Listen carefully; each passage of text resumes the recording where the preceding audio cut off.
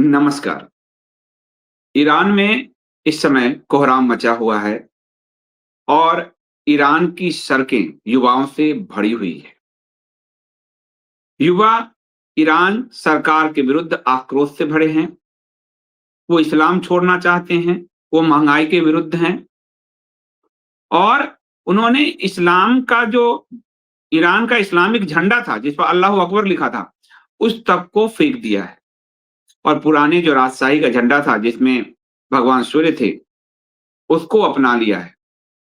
सर्वे कह रहा है कि ईरान के 60% लोग इस्लाम त्याग चुके हैं। लोग या तो ईसाइयत की तरफ जा रहे हैं या नास्तिकतावाद की ओर जा रहे हैं।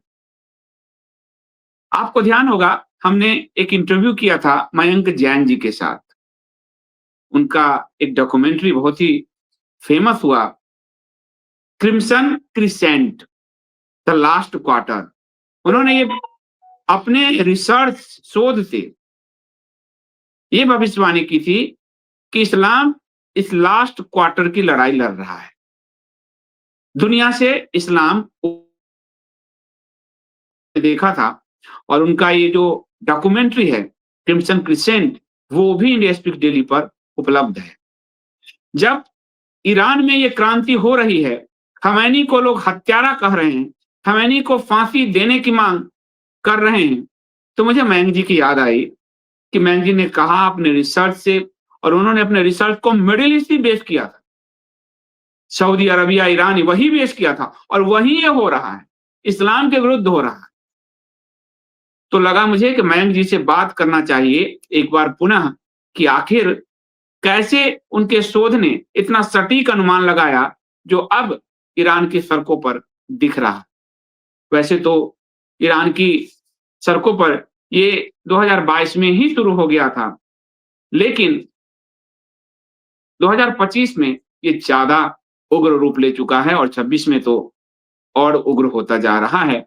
ईरान के सभी 31 प्रांत, 160 शहर, सभी इस आंदोलन की आग में झुलस रहे हैं। तो आप देख रहे हैं India speak daily, no left no right, only Sanatani voice. और आज हम इस प्रोमो के बाद जुड़ेंगे मयंक जैन जी के साथ और बात करेंगे क्रिम्सन क्रिसेंट, उनकी जो डॉक्यूमेंट्री है वो हकीकत में बदलता हुआ दिख रहा है ईरान में।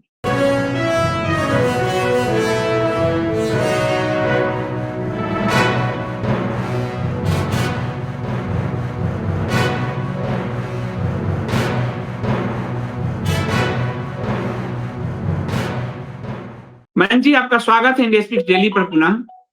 नमस्कार जी। चलिए, आपको तो पहले बधाई। आपने, लोग भविष्यवाणियां भविष्य वक्ता करते हैं, आपने एक शोधार्थी के रूप में शोध कर जो है एक डॉक्यूमेंट्री बनाया शोध करके, और उस डॉक्यूमेंट्री से ये साबित किया कि जो मिडिल ईस्ट से इस्लाम के उखड़ने की शुरुआत होगी, वहां जो परिवर्तन आ रहे हैं, नए आंदोलन हो रहे हैं। और आपने बिल्कुल उसी तरह से कहा जैसे कम्युनिज्म एक समय रसिया से उखड़ गया, इस्लाम भी एक समय दुनिया से उखड़ जाएगा और ईरान से इसकी शुरुआत दिख रही है। तो क्या कहेंगे आप इस पर? देखिए, ये जो मेरे टीचर्स हैं सीताराम जी गोयल और रामस्वरूप जी, जिन्होंने बड़ा परिश्रम किया था मुझे सिखाने में, और उन्होंने मुझे बताया था कि किस तरह से जो विचारधाराएं हैं उनकी, जब एग्रेशन और एबनॉर्मेलिटीज जो एग्रेशन की होती है और इंतहा होती है, तो फाइनली उसमें चेंजेस आने शुरू होते हैं। और उन्होंने देखा था कि कैसे कम्युनिज्म के खिलाफ, क्योंकि उन्होंने लड़ी थी, और वो भी कम्युनिज्म भी एक बहुत विरुलेंट आइडियोलॉजी थी, जिसके अंदर कोई दूसरे की जो विचार है, दूसरे व्यक्ति का जो विचार है सामने वाले का, उसकी कोई अहमियत नहीं होती और एक डिक्टेटोरियल विचार थोपा जाता है और एक स्टेट के पावर के साथ उसको प्रेस किया जाता है और दिखाया यह जाता है कि सब बहुत बढ़िया है। तो जो इस्लामिक स्टेट्स हैं, जैसे सऊदी अरेबिया है, यूएई है, ईरान है, इराक है, सीरिया है, आप सब जगह देखेंगे कि एक डिक्टेटोरियल एटीट्यूड हर जगह पर है और एक पर्टिकुलर आइडियोलॉजी को मानने की बात है। और जो इंसान है जो तो ये बहुत लंबे समय तक चलता नहीं है, काफी दिनों तक चल सकता है, काफी सालों तक चल सकता है, काफी दशकों के साथ चल सकता है, लेकिन हमेशा के लिए चल नहीं पाता, क्योंकि जो जो क्वेस्ट है हमारे अंदर, जो प्यास है फ्रीडम की, हम भूखे रह सकते हैं लेकिन हम बंदिश में नहीं रह सकते। ये जो बेसिक साइकोलॉजी है कि ये नहीं होता है कि हमको रिचेस दे दिए, पैसा दे दिया और हमको बहुत बड़े पद दे दिए तो हम चुप बैठ जाएंगे। अगर सारी सुविधाएं भी मिल जाए लेकिन अगर जो मन की बात है वो कहने को नहीं मिलती, तो आदमी अंदर से क्वेस्ट में रहता है कि अब मुझे आगे जाना है और रेवोल्यूशन करना है। तो इसी तरह से जो जो कम्युनिज्म है वो कोलैप्स हुआ, और हम लोग बहुत लकी जनरेशन को बिलोंग करते हैं। हमने कम्युनिज्म का कोलैप्स देखा, जो कि बहुत ही मुश्किल चीज थी। मुझे याद है मैं काफी यंग था उस वक्त, 1989 में जब बर्लिन वॉल टूटती है तो विश्वास नहीं हुआ कि इतना बड़ा आयरन कर्टन गिर गया, जो इतनी बड़ी केजीबी के साथ, इतना बड़ा उसकी जो सीक्रेट एजेंसीज थी स्टालिनिज्म के टाइम से, जो इतनी जबरदस्त सीक्रेट सर्विसेज थी, तो उस दौर से निकल सकता है कोई, ये इसकी कल्पना भी कोई कर नहीं सकता था, और वो हो गया। अगर वो हो गया तो फिर दूसरी जो विरुलेंट आइडियोलॉजीज हैं, जो बोलने नहीं देती, जो विचारधारा को फ्री फ्लो नहीं होने देती उसका, वो क्यों नहीं कोलैप्स होंगी, ये सवाल उठता है। तो अब हमको सिम्टम्स दिखाई देने लग गए। अब आप देखिए कि ईरान का जो 1979 की पिक्चर्स ये लोग देखते हैं, बच्चे आजकल के, उनके ग्रैंडफादर्स और ग्रैंड मदर्स वो स्कर्ट्स पहन के घूम रहे हैं, वो बिल्कुल जैसे कोई यूरोप की कंट्री है उस तरह की पिक्चर्स वो देखते हैं अपने घरों में, और फिर वो देखते हैं कि जी हमको तो बुर्का पहना दिया और हमको बंद कर दिया उसके अंदर, और अगर हम उसके खिलाफ कुछ बोलेंगे तो हमें मार पड़ेगी, जेल हो सकती है, जान से मारा जा सकता है। तो पथराव होता है उनके ऊपर, सजा दी जाती है। तो जो यूथ है, और क्योंकि एक्सपोजर तो होता ही है बाहर का, वेस्ट से एक्सपोजर होता है, जहां पे फ्री सोसाइटीज हैं वहां का एक्सपोजर होता है, तो ये ज्यादा दिन चल नहीं पाता। तो ईरान में जो है अब बड़ा दमन किया जा रहा है उन लोगों का जो सड़क पर आ गए हैं। 650-700 लोगों की हत्याएं, शूट कर दिया उनको, और 2-3 हजार लोग को उठा के ले गए हैं। तो इस तरह का दमन चक्र वो चला रहे हैं, लेकिन इससे रुकता नहीं, इससे और बढ़ता है। इससे जो अंदर जो उनके अंदर जो एक बहुत बड़ा गुस्सा होता है कि किस तरह से हमारे ऊपर ये अत्याचार हो रहे हैं, कैसे फ्रीडम से हमको रोका गया है। तो ये जो पैटर्न है, ये रामस्वरूप जी और सीताराम जी गोयल अक्सर डिस्कस करते थे कि जो विरुलेंट आइडियोलॉजीज हैं, जो थोपती हैं अपना मानस दूसरे के ऊपर, उसमें से वो हमेशा के लिए सरवाइव नहीं कर सकती हैं। जैसे आपने कहा ना सनातन वॉइस, हम लोग सनातन वॉइस बता रहे हैं। सनातन प्रिंसिपल्स में बहुत फ्रीडम होती है, उसमें आप आर्ग्यूमेंट कर सकते हैं। आपको गुरु ने कोई बात बताई तो आप कह सकते हैं कि मैं अग्री नहीं करता इससे, और मैं आपके साथ विवाद करना चाहता हूं इस पे, तो उसका विवाद अलाउड होता है। और अगर गुरु को लगता है कि ये व्यक्ति सही बात कह रहा है तो वो मानता भी है, उसको पुरस्कृत करता है। तो हमारे यहाँ हम कोई भी क्वेश्चन पूछ सकते हैं, कोई भी क्वेश्चन पूछ सकते हैं, और गुरु ये भी क्लेम नहीं करता कि उसको सारे आंसर्स पता हैं, और वो आप पर भी बहुत कुछ छोड़ता है। तो ये जो फ्रीडम है, इसकी वजह से ये सनातन है, क्योंकि हमेशा प्रेशर कुकर का जो वॉल्व है वो खुला है, स्टीम निकलने की जगह है। लेकिन अगर आप प्रेशर कुकर को बंद कर देंगे और स्टीम निकलने की जगह नहीं रहेगी तो प्रेशर कुकर फट जाएगा। ये इतनी सिंपल सी चीज है। तो इसलिए कोई हमने ये दिखा के कि सऊदी अरेबिया में क्या हो रहा है, और दुबई में, यूएई में क्या हो रहा है, और ईरान में क्या हो रहा है, जो हमने crimson crescent the last quarter में दिखाया, तो हमने कोई कमाल नहीं किया।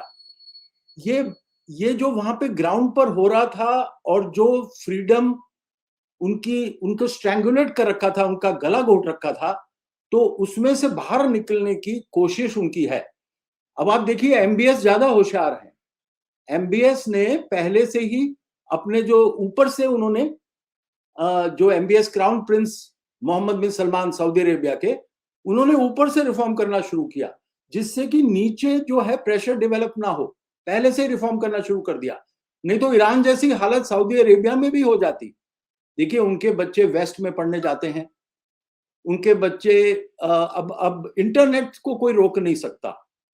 मरियम नमाजी जो कि ईरान की एक्स मुस्लिम है, उन्होंने कहा था कि जिस तरह प्रिंटिंग प्रेस ने क्रिश्चियनिटी को मजबूर किया रेनेसांस लाने के लिए, तो उसी प्रकार से जो इंटरनेट है वो प्रिंटिंग प्रेस का काम करेगा, और वही हुआ। इसीलिए इनको अगर इनके पास आर्ग्यूमेंट्स बहुत अच्छे हैं जो इस्लामिस्ट रेजिम्स हैं, तो ये इंटरनेट को बंद क्यों कर रहे हैं? स्टारलिंक को भी उन्होंने काफी हद तक बंद कर दिया है। अब वर्चुअल प्राइवेट नेटवर्क के जरिए और कई और चीजों के जरिए लोग कांटेक्ट कर रहे हैं, स्टारलिंक से भी हो रहा है, लेकिन काफी हद तक वो लोग सक्सेसफुल हो गए हैं इंटरनेट को रोकने में। तो इसका मतलब ये है कि इंटरनेट उनके सिर के ऊपर एक टेंशन है, जो रेजिम है। इंफॉर्मेशन की फ्लो जो है वो कोई स्टॉप नहीं कर सकता। कुछ टेम्पररी, कुछ टाइम के लिए कर सकते हैं, लेकिन स्टॉप नहीं कर सकता। अब तो ये जो है इसकी आपको मैं एक नीदरलैंड की रिसर्च ग्रुप है गैमन, उसने एक सर्वे किया था, और उस सर्वे में मैं तो 60 कर रहा हूं आपको, 68% तक, 60 से 68% तक लोगों ने ईरान के अंदर कहा कि हम इस्लाम को नहीं मानते, हम उसको फॉलो नहीं करते, हम इस्लाम में विश्वास नहीं करते, हम नास्तिक हैं। हाँ, लेकिन सरकार, जो आपने दमन की बात की ना, लेकिन ईरान की कट्टरपंथी इस्लामिक सरकार ने वो तो 95% घोषित कर दिया कि सभी यहाँ इस्लामी हैं। और जब इसकी शुरुआत हुई, आपने मोहम्मद बिन सलमान के बारे में कहा कि कैसे वहां भी एक खदक रहा था आंदोलन की आग जो है, तो वहां पर उन्होंने महिलाओं के लिए गाड़ी चलाना अलाउ किया, उनको कुछ फ्रीडम दिया। लेकिन ईरान में जब 2022 में महसा अमीनी को मार दिया गया, उसने नकाब, वो जो है हिजाब पहन रखे थे, और उसके कारण उसको पुलिस ने दमन करके मारा, वहां से ये शुरू हुआ। तो ये जो मूवमेंट है, इसको मूवमेंट को वहां पे एक जो नारे लग रहे हैं, वो जिंदगी आजादी करके, यानी महिलाओं की बात भी हो रही है वहां पे। तो क्या ये जो मूवमेंट है, जिस मूवमेंट को आपने कहा आजादी जो है, वो आजादी कहीं न कहीं यहाँ पर ईरान में दिख रहा है कि उसको महिलाओं ने लीड कर लिया है, और महिलाएं खमैनी के पोस्टर जलाकर सिगरेट पीती हुई दिख रही है। ये क्या संकेत दे रहा है? देखिए ये उनका वो घुट चुके हैं अंदर, बुरखे के अंदर, और एक ह्यूमन बीइंग जो है वो बहुत ज्यादा देर नहीं रह सकता घुट के। जितनी भी, वही मैं उसी बात पर आ रहा था कि जब आप दमन करेंगे तो वो परमानेंटली दमन नहीं कर सकते, क्योंकि पॉपुलेशन खड़ी हो जाएगी, और उसके बाद आप कितना भी गोलियां चलाओ, कुछ भी करो, लेकिन लोगों के अंदर इतना कमिटमेंट और इतना गुस्सा होता है कि उसके आगे बड़ी से बड़ी रेजिम्स खत्म हो जाती। तो जो मासा अमीनी को इसलिए मार दिया गया क्योंकि उसने बुर्का पहनने से मना कर दिया, तो वो चीज 2022 में हुई थी, और उसके बाद तुरंत जो है बहुत बड़े बड़े एजिटेशंस होने लगे। जगह जगह पर लोगों ने बुरखों को जलाया, बुरखों को फेंका। उसके बाद उन्होंने गाने जगह जगह पर सॉन्ग्स, और क्योंकि गाना भी अलाउड नहीं है, म्यूजिक अलाउड, बड़े बड़े सिस्टम्स लगा के वहां डांस किए सड़कों पे।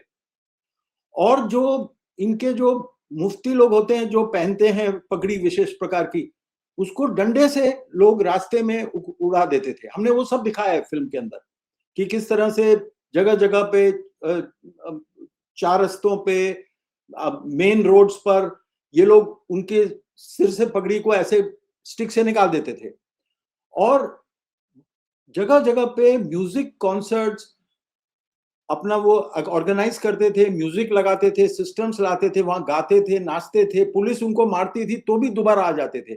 और एक कई बार तो ऐसा भी हुआ कि कुछ लड़कियों ने तो अपने सारे कपड़े उतार के मेन रोड पर वॉक करके गई, वो भी हमने दिखाया ईरान में? ईरान ईरान में? में। हाँ जी, अरे वो हमारी वाह! फिल्म के अंदर है। एक हम्म। भी कपड़ा नहीं पहन के वो वो निकल के उन्होंने डिफाई किया। 80% now prefer a democratic government, and many are leaving Islam. Iran too faces its own silent revolution. Over 50,000 mosques have reportedly closed, signaling a profound societal shift.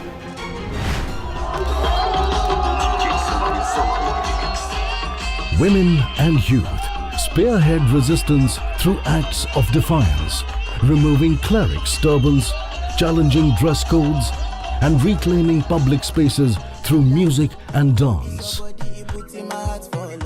These actions reflect a growing demand for freedom and modernization, paralleling Saudi Arabia's reforms but arising from grassroots resistance rather than top-down initiatives. Mariam Namazi, she's an Iranian ex-Muslim. She lives in UK. She had already told internet is doing to Islam what the printing press did to Christianity. In 2022, a young woman by the name of Mahsa Amini was detained by Iran's so-called morality police in Tehran. Amini was pulled into a police van. She died in the hospital 3 days later. In Iran, disillusioned citizens are turning to Christianity, while ancient faiths like Zoroastrianism and Yazdanism are witnessing a resurgence. This movement reflects a yearning to reconnect with pre-Islamic heritage, sparking a cultural renaissance despite government resistance. Saudi Arabia's $100 billion investment in promoting Wahhabism has fueled radical ideologies, destabilizing nations such as Pakistan, Bangladesh, and India, and spreading extremism across Southeast Asia and Africa. तो इतनी प्यास है लोगों के अंदर freedom के लिए कि वो कुछ भी करने को तैयार है, और इनकी सारी मशीन गन्स, इनके सारे डंडे, इनके सब कुछ बेकार हो जाएगा। उनकी इकोनॉमी का भी सत्यानाश हो चुका है। अब आप जब इंटरनेट बंद कर देते हैं और पूरी तरीके से बंद कर देते हैं तो आजकल सारे काम बंद हो जाते हैं। तो वो इतने डेस्परेट हैं कि इन लोगों को रोकने के लिए बच्चे सिर्फ मतलब कह रहे हैं कि हम बुर्का नहीं पहनेंगे, हम गाना गाएंगे। उसके लिए इन्होंने अपनी पूरी इकोनॉमी खत्म कर ली। कितने मिलियन डॉलर्स का, कितने मिलियन रियाल्स का एक डॉलर में आते हैं। इतनी उनकी जो पूरी की पूरी जो करेंसी है वो पूरी डिवैल्यू हो चुकी है, और वो उसमें से बाहर नहीं निकलना चाहते, उसमें से वो कॉम्प्रोमाइज नहीं करना चाहते। तो मैं ये आपको बताऊं कि एक आपकी बात को मैं सपोर्ट करता हूं, एक अमेरिकी डॉलर की कीमत 14 लाख रियाल पहुंच चुका है। 14 लाख रियाल में एक अमेरिकी डॉलर मिल रहा है। और इस सरकार ने जो प्रदर्शन चल रहा है, लोग प्रदर्शन से हट जाएं, उसके लिए दो तरीके अपनाए। एक तो जेनजी है इस आंदोलन में, नई पीढ़ी है, तो उसको उनकी जो खमैनी की पुलिस है वो जाके चाकू मार दे रही है, और दूसरा रिश्वत में $1 दे रही है। तो आपने जो कहा कि उसने इकोनॉमी अपनी खराब कर ली है पूरी, ये बात बिल्कुल जो है ये सटीक बैठती है ईरान पर कि उसने लोगों को दमन करने में अपना पूरा इकोनॉमी, महंगाई अनियंत्रित होती जा रही है, बेरोजगारी बढ़ रही है, लेकिन वो पुलिसिंग, इस्लामिक पुलिसिंग जो होता है उसको बढ़ा रहे। हाँ, आप कंटिन्यू करिए। हाँ, ये जो लैक ऑफ फ्रीडम है इनके थॉट में, और जो लैक ऑफ लिबरलिज्म है, कुछ जरा सा भी इनके अंदर जरा सी भी फ्लेक्सिबिलिटी नहीं है अपने माइंड के अंदर। आपको ये चीज माननी ही पड़ेगी। आपको रिलीजन में ये सेंटेंस लिखा है, उसको एग्जैक्टली मानना पड़ेगा। तो ये नहीं चलेगा। ये केवल ईरान में नहीं होगा, ये पाकिस्तान में भी होगा, ये टर्की में भी होगा। टर्की में तो पहले से ही 1938 तक अटाटर्क थे वहां पे, जिन्होंने पूरा सेक्युलर कर दिया था सिस्टम को। सऊदी अरेबिया में आप खलीद बिन अल वालिद अल सऊद, जो कि प्रिंस हैं सऊदी अरेबिया के, उसी रॉयल फैमिली को बिलोंग करते हैं, वो वीगन मूवमेंट चला रहे हैं। वो पशुओं के प्रति उनके अंदर इतनी करुणा है कि वो जो मीट है, वो जो नकली मीट बनता है केमिकल से या कोई वेजिटेबल प्रोडक्ट से या आर्टिफिशियल प्रोडक्ट से, बियॉन्ड मीट जैसी कंपनीज जो यूएस में चल रही है उसमें इन्वेस्टमेंट किया है उन्होंने, और वो एनिमल वेलफेयर की बात कर रहे हैं। सऊदी अरेबिया के किंगडम के मेंबर, जो सऊदी रॉयल फैमिली की मेंबर हैं, बहुत ही इंपॉर्टेंट, खलीद बिन अल वलीद अल सऊद, वो वीगन मूवमेंट कर रहे हैं। देखिए, ऐसी बातें कभी हमने सुनी नहीं थी। गोर्बाचोव लास्ट था इतना बड़ा मिरेकल जो हमने देखा था 9 नवंबर 1989 को जब बर्लिन वॉल टूटी थी, तो हमको दिखाई दिया था कि किस तरह से रशिया के अंदर एक रेवोल्यूशन हो रहा है। बर्लिन वॉल टूट गई और आयरन कर्टेन गिर गया। उसी तरह का आपको इस तरह की बातें कि एनिमल वेलफेयर की बात सऊदी अरेबिया के अंदर हो रही है। दुबई में क्या हो रहा है आप देखिए, यूएई में, ये ईरान से मैं इसलिए कनेक्ट कर रहा हूं कि ये एक साथ हो रहा है। ये बहुत इंपॉर्टेंट बात है, ये एक साथ हो रहा है। यूएई ने अभी रिसेंटली कुछ 2-4 दिन पहले अभी अपने स्टूडेंट्स को उन्होंने बोला है कि हम तुम्हें स्कॉलरशिप नहीं देंगे अगर तुम यूके की यूनिवर्सिटीज में जाओगे, क्योंकि वहां तुम्हारा इस्लामिक रेडिकलाइजेशन हो जाएगा। हाँ हाँ। तो आप सोचिए कि अब यूएई में ये चिंता है कि उनके बच्चों का इस्लामिक रेडिकलाइजेशन यूरोप में ना हो जाए। आप देखिए कितने शर्म की बात है यूरोप के लिए कि यूरोप कितनी दूर चला गया। अब जो इस्लाम के बेस्टियंस हैं, जो इस्लाम के जो सेंटर्स हैं, वो उनके रेडिकल इस्लाम से डर रहे हैं। वो कह रहे हैं कि भैया बैन करो ना इनको, जो ये मुस्लिम ब्रदरहुड है उसको हमने बैन किया है, आप क्यों नहीं कर रहे बैन। एक उनमें से शेख कहते हैं कि क्या आप हमसे ज्यादा मुसलमान हैं? हम मुसलमान हैं भाई, दुबई में रहते हैं, हम जानते हैं ये लोग क्या कर रहे हैं मुस्लिम ब्रदरहुड। आप अगर बैन नहीं करेंगे तो ये आपके लिए संकट पैदा करेगा, हमारे लिए भी संकट पैदा करेगा, इसको बैन करिए। ये लोग समझा रहे हैं वेस्ट को। और हमारे देश के जो सेक्युलरवादी लोग हैं वो भी किस दुनिया में रह रहे हैं, वो इससे कनेक्टेड ही नहीं है कि दुबई में क्या रिफॉर्म हो रहा है। अबू धाबी में मंदिर बन जाता है, अबू धाबी के अंदर मंदिर बन जाता है जहां पर हराम माना जाता है आइडल्स को। कितना महान, कितना ब्यूटीफुल टेम्पल है वो अबू धाबी में बन जाता है, इस्लामिक भूमि के अंदर, एक इस्लामिक स्टेट के अंदर, और आराम से वहां पर पूजा हो रही है, कोई भी जा सकता है, कोई भी फ्रीडम है पूरी। तो इस तरह के चेंजेस इस्लामिक वर्ल्ड में आ रहे हैं, तो ईरान कैसे अछूता रह जाता है इन चेंजेस से। बल्कि जो यूएई के लोग हैं और जो रूलर्स हैं या सऊदी अरेबिया के रूलर्स हैं, कम से कम उन्होंने टाइम से एक्शन ले लिया, नहीं तो इसी तरह का रेवोल्यूशन जैसा ईरान में हो रहा है वैसा तख्ता पलट सऊदी अरेबिया और यूएई में भी होता। तो दे आर वेरी स्मार्ट, उनको बिजनेस करना है। उन्होंने देख लिया कि पेट्रोल अब नहीं रहेगा ज्यादा दिन तक, अब हमको नॉर्मल बिजनेस रूटीन्स में जाना पड़ेगा, तो उसके लिए हमें ये वहाबिज्म की फंडिंग वो भी बंद करनी पड़ेगी, और बड़े पैमाने पर वो बंद कर रहे हैं उसको। तो अब ये समय आ गया है कि हम लोग समझें कि आइडियोलॉजीज का मूवमेंट कैसा होता है।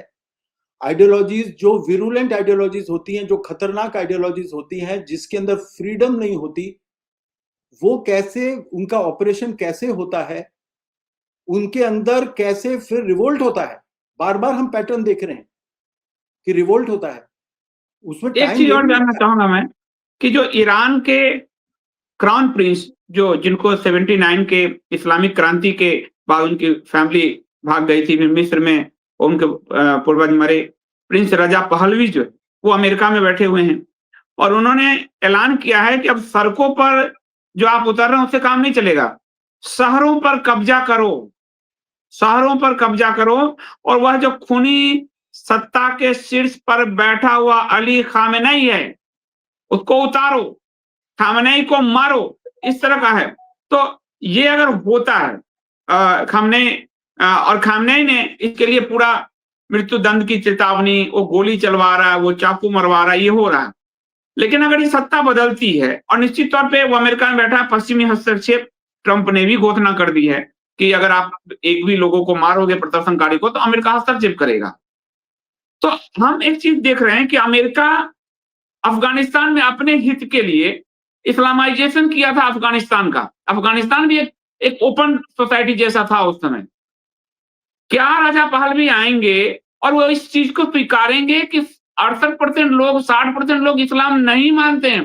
क्या वो इस्लाम के रिजीम को बहाली करने का प्रयास तो नहीं करेंगे? अब बहुत मुश्किल है, क्योंकि जिस तरह का रेवोल्यूशन की स्टेज आ चुकी है ना, तो उसके बाद अब एटमॉस्फेयर ही नहीं है उस चीज के लिए। पूरे विश्व में जो एटमॉस्फेयर है वो रेडिकल इस्लाम के खिलाफ है, और रेडिकलाइजेशन को इस वक्त लाना बिल्कुल अनफैशनेबल और बिल्कुल गलत है।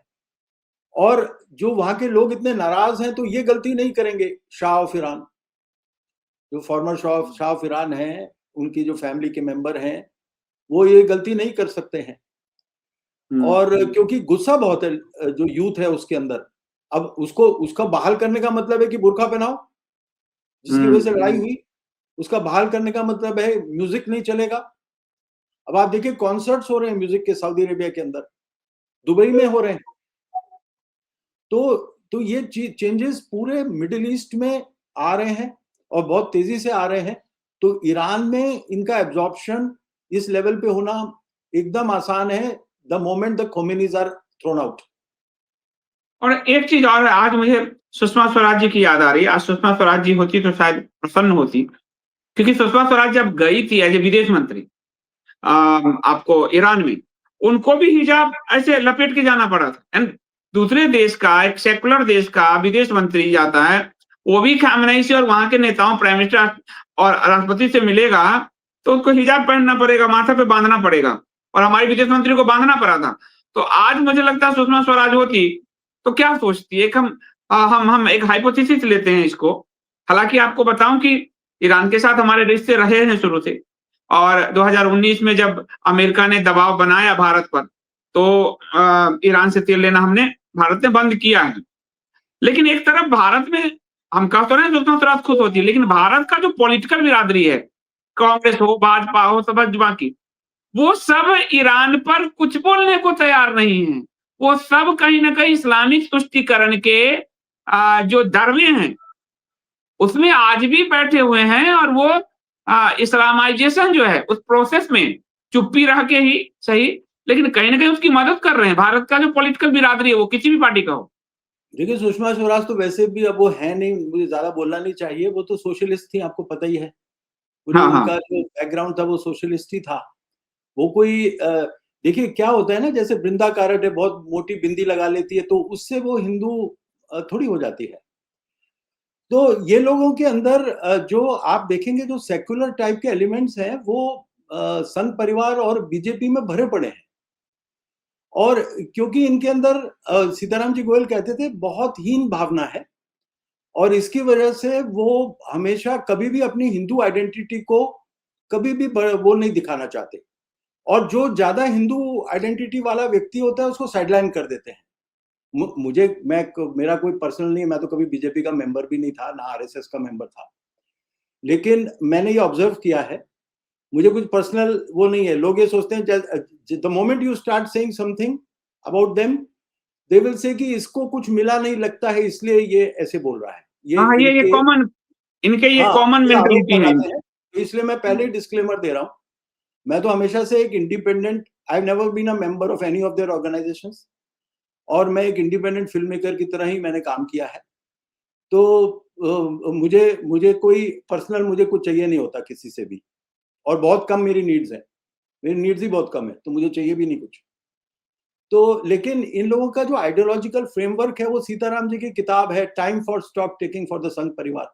इनको कोई फर्क नहीं पड़ता जी, इनको वो सबको पढ़नी चाहिए वो किताब, time for stop taking for the संघ परिवार। सही बात है, ये है मेरे सामने, ये रहा किताब।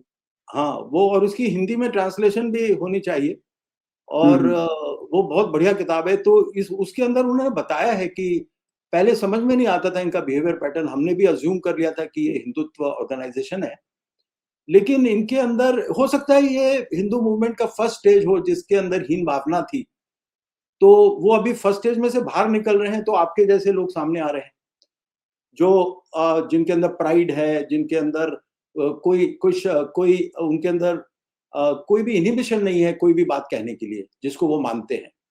ये लोग बेचारे फर्स्ट स्टेज में लड़ने गए जो पॉलिटिक्स की थी, तो उसमें कैमोफ्लेज करना पड़ा उनको अपने अंदर के थॉट प्रोसेसेस को। वैसे भी हम हिंदू जब जाते हैं किसी और देश में, तो वहां के कस्टम्स मानने में हमको दिक्कत नहीं होती, अनलेस कोई यही कह दे कि आप गाय का मांस खाइए, वो तो बात दूसरी हो जाएगी। लेकिन अगर कोई ये कहे कि आप सिर पे ओढ़ लीजिए तो हम ओढ़ लेंगे, अगर उनकी वहां की मान्यता ऐसी है और हमें मिलने जाना ही है उनसे। तो हम लोगों के अंदर दूसरे की जो उनकी रीति रिवाज है उसके प्रति आदर का भाव रहा ही है। हम जिसके प्रांत में जाएंगे उसके लिए आदर दिखाएंगे, ये हमारे कल्चर का पार्ट है, तो मुझे नहीं लगता उनको बुरा लगा होगा। लेकिन जो अब ये चेंज हो रहा है, जो अब लिबरलाइजेशन हो रहा है, तो ये वहां की जनरेशन की बहुत इंटेलिजेंट बच्चे हैं ईरान के, बहुत बढ़िया इंजीनियर्स, बहुत बढ़िया डॉक्टर्स, उनकी आप डेवलपमेंट देखिए जो इंजीनियरिंग के फील्ड में उन्होंने की है, वो मास्टर्स हैं अपने, बहुत इंटेलिजेंट होते हैं वहां के लोग, ईरान के लोग। तो पर मेरा एक क्वेश्चन वो रह गया कि वो तो हैं, पर हमारा जो पॉलिटिकल बिरादरी वो घाटों में है। वो आप देखिए ईरान की क्रांति का, ये तो लोकतांत्रिक देश है, लिबरल देश है, सेकुलर कहते हैं इसको, क्या भारतीय जनता पार्टी सत्ता में किसी ने ईरान की क्रांति का स्वागत किया? नहीं। कांग्रेस ने विपक्ष में है? नहीं। सपा बसपा ये भी जितने भी हैं, ये आम आदमी पार्टी फंड जितने भी हैं, आखिर वो इसलिए नहीं कर रहे हैं क्योंकि यहाँ का मुसलमान नाराज हो जाए।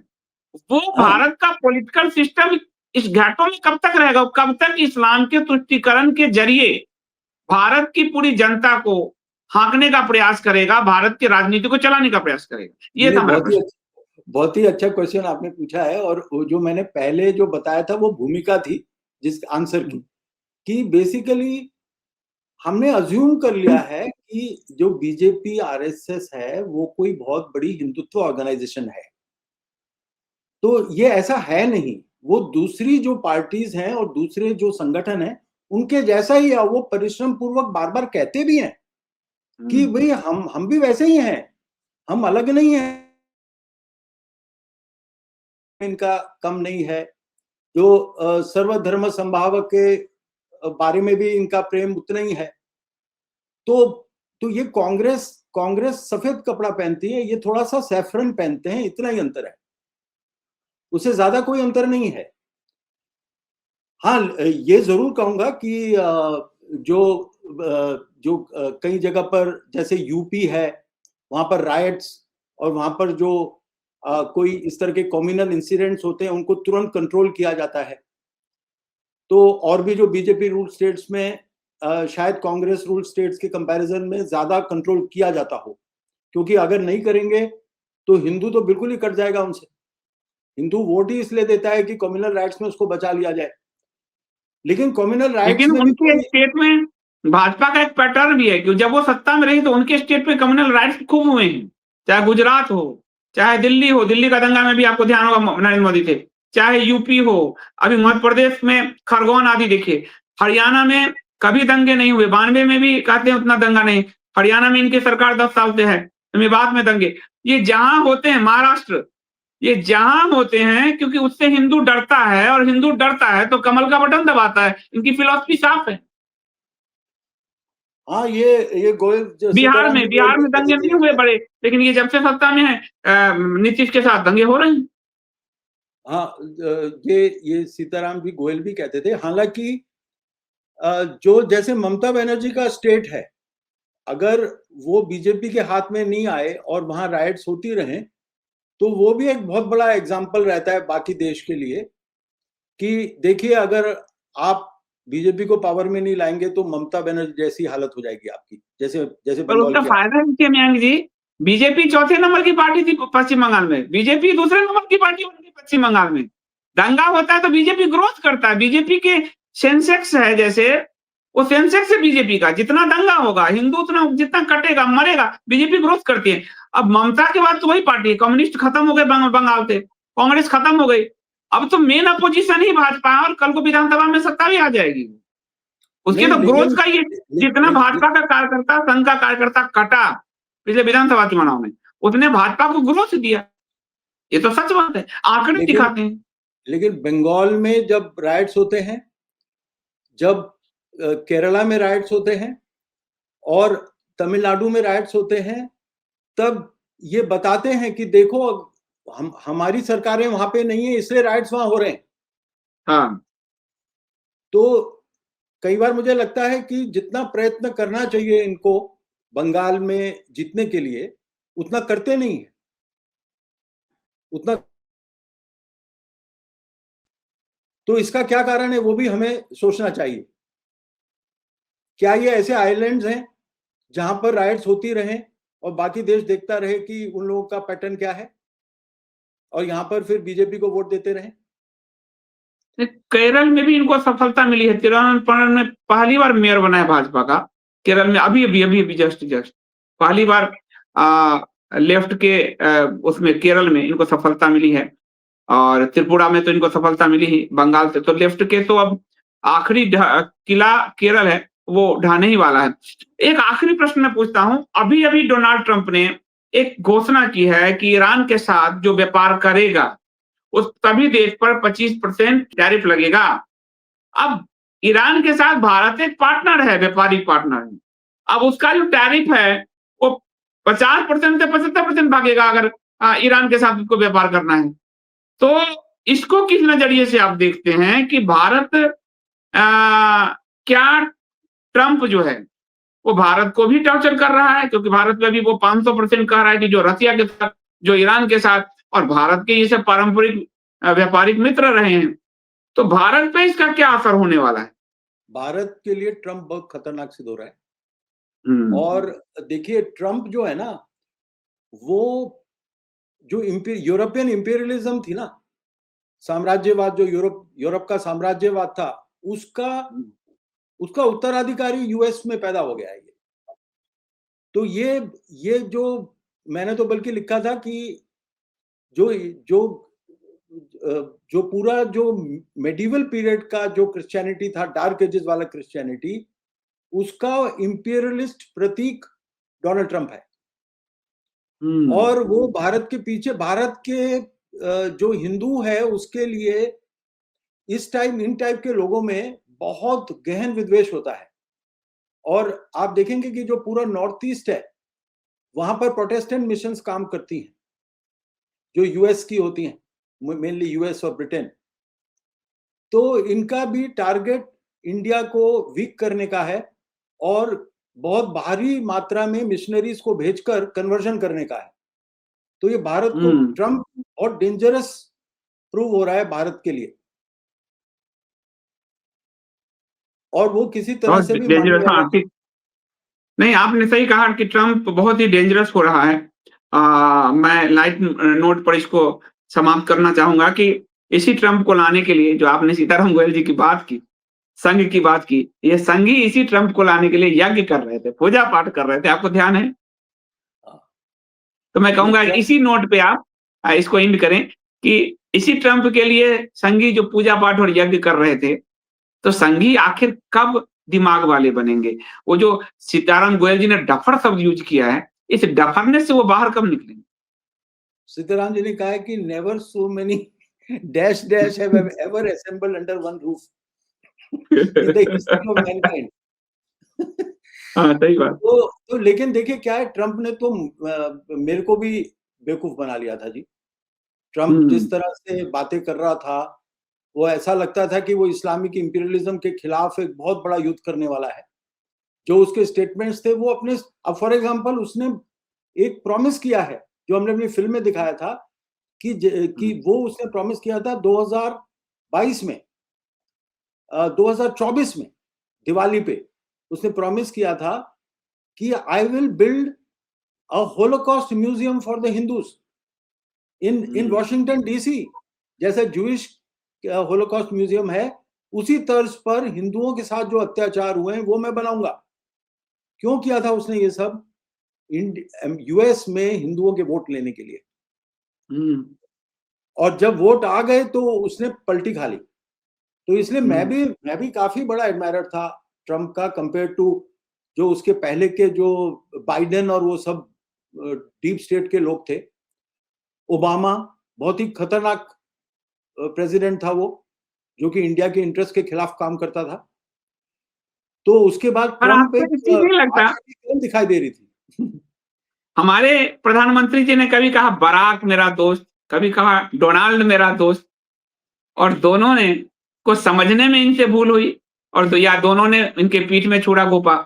ये सवाल हम दर्शकों पर छोड़ देते हैं कि क्या हुआ, लेकिन ये जो सीताराम गोयल जी ने कहा है वो बात सच है कि एक ही छत के नीचे कितने सारे डफर्स जमा हो जाते हैं, ये तो समझने की जरूरत है। हिस्ट्री में कभी नहीं हुए, ये लिखा है।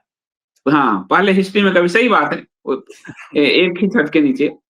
बहुत अच्छा लगा मयंक जी, आपके साथ मैं सीताराम गोयल जी पर एक श्रृंखला करूंगा, पुस्तक जो उनकी है, और क्योंकि आप सीताराम गोयल जी के थॉट प्रोसेस से हैं, उनके स्टूडेंट हैं, तो वो सीताराम गोयल जी और रामस्वरूप जी ने जो कहा वो भारत को आज की भारत को मुझे लगता है ज्यादा समझ में आएगा, क्योंकि वो इनकी सत्ता को 10-12 साल देख चुका। उस समय इनकी सत्ता नहीं आई थी तो नहीं समझ में आया था, पर अब 12 साल देख चुका है, और वो देख चुका है तो समझ जाएगा मुझे लगता है।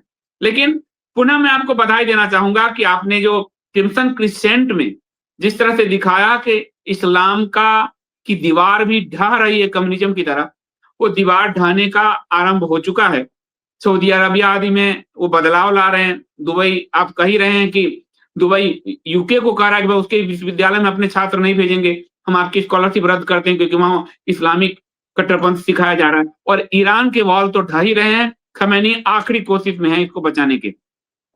मैं लोगों से कहूंगा इंडिया स्पीक डेली पर क्रिम्सन क्रिसेंट जो है वो डॉक्यूमेंट्री है, और इस इंटरव्यू में भी मयंक जी का जो पिछला इंटरव्यू है जिसको आप देख सकेंगे कि उन्होंने कितना सटीक भविष्यवाणी की अपने शोध के आधार पर, वो उसका लिंक और क्रिम्सन क्रिसेंट का लिंक भी इसमें उपलब्ध होगा, आप जरूर देखिए। और मयंक जी को पुनः बधाई कि आपने इस्लाम को लेकर अपने शोध से एक अच्छी भविष्यवाणी की, और वो भविष्यवाणी सही होती दिख रही है। दुनिया को अगर ये भविष्यवाणी पूरी तरह से सही हो जाए तो मुझे लगता है दुनिया को राहत मिलेगी। तो बहुत बहुत धन्यवाद मयंक जी। कुछ कहना चाह रहे हो आप दर्शकों से? 1 मिनट में कुछ कहना चाह रहे हैं? देखिए, ये जो आपका जो कार्यक्रम होते हैं ये आइडियोलॉजिकली बहुत पावरफुल होते हैं, और विचारधारा की जो लड़ाई है उसमें हमें आइडियोलॉजिकली सोचना, उसका अध्ययन करना, और आप अध्ययन पर जो जोर देते हैं वो बहुत जरूरी है हिंदू समाज के लिए। क्योंकि अब जो सीताराम जी गोयल कहते थे that you have to prepare an ideological defence for the Hindu society, वो काम आप करते हैं। मैं आपका हर एक प्रोग्राम देखता हूँ, तो मैं चाहता हूं कि इस ऐसे प्रोग्राम्स और ज्यादा बने जिससे कि विचारधारा को केंद्र बिंदु में रखकर हम लोग डिस्कशन करें, और उसी से जो हमारे ऊपर खतरे हैं विचारधाराओं के, जिन विचारधाराओं से, तभी वो विचारधाराओं में क्रैक्स आएंगे। सही बात है। बहुत बहुत धन्यवाद मयंक जी, आपने ठीक कहा। मैंने इंडिया स्पीक वेब में एक पॉलिटिकल विचारधारा का अलग सेगमेंट ही बना रखा है। तो ये बात है, क्योंकि जब तक विचारधारा को लोग समझेगा नहीं, उसके साथ जब तक वो वाद विवाद में नहीं पड़ेगा, वो उसको भेड़ की तरह हाँकती रहेगी। और मनुष्य भगवान ने हमें बनाया है, भेड़ नहीं बनाया है, मस्तिष्क दिया है। हम दूसरों को हाँक सके भी नहीं, खुद हाँकाए भी नहीं, पर स्वतंत्र रूप से अपनी चेतना का प्रसार विस्तार कर सकें, ये बड़ा जरूरी है। बहुत बहुत धन्यवाद मयंक जी। मिलता हूं आपसे शीघ्र मैं एक अगले एपिसोड में, और मुझे उम्मीद है कि जब हम अगले एपिसोड में आएंगे तब तक ईरान से कुछ और खुशखबरी वाली खबर आ चुकी होगी। बहुत बहुत धन्यवाद।